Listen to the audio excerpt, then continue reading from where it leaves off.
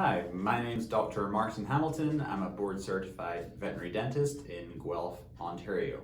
Today we're going to talk about periodontal disease, which is actually the most common disease in humans, cats, and in dogs. Periodontal disease is disease of the tissues surrounding the tooth, called the periodontium.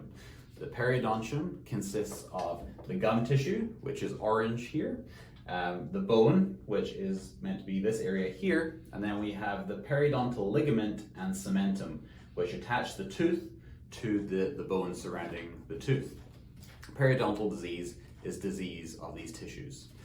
It's found to affect anywhere between 44 to 100% of our pets when they're evaluated under anesthesia. So it's a widespread problem that needs to be addressed and managed appropriately. Smaller patients are predisposed to periodontal disease due to their genetics as well as their anatomy. Periodontal disease is caused by an interaction between plaque on the teeth and the immune system's response to that plaque being present. Plaque accumulates on the teeth throughout the day, and if it's left undisturbed for up to 48 hours, it will become calcified due to calcium in our saliva.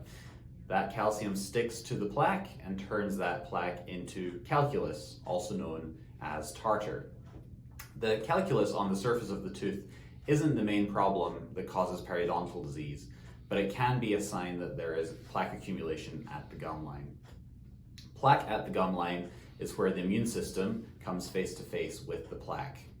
The immune system will then respond to the plaque, resulting in inflammation, which causes the gums to become inflamed, known as gingivitis, and if left untreated, that can progress to bone loss surrounding the teeth, at which point we call that periodontitis. Although we can see patients with a lot of calculus on the teeth, that doesn't always equate to severe disease.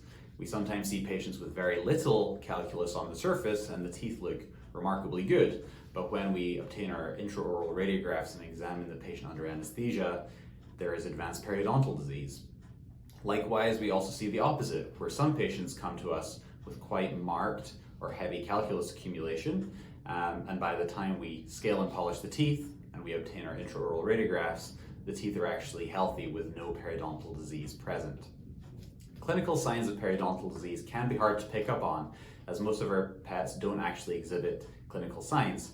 However, this is a chronic condition which causes discomfort, and it's not often until we treat our pets that we actually see a positive behavior change showing that they were in some form of discomfort. Clinical signs you may notice at home include halitosis, also known as bad breath. We can see red, swollen, and bleeding gums.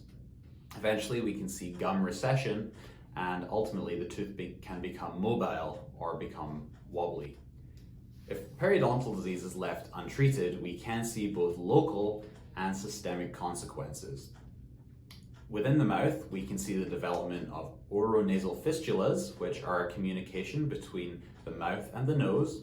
We can also see draining tracts, which are known as suborbital fistulas, where we have infection due to periodontal disease. And we can also see marked bone loss, which may even cause jaw fracture, especially on the mandibles. Systemically, periodontal disease can predispose animals to heart disease, liver disease, and chronic kidney disease. Periodontal disease is also thought to play a part in the development and control of diabetes mellitus, or type 2 diabetes. It's important that we treat periodontal disease both to improve our pet's comfort, but also to try and prevent these diseases from occurring.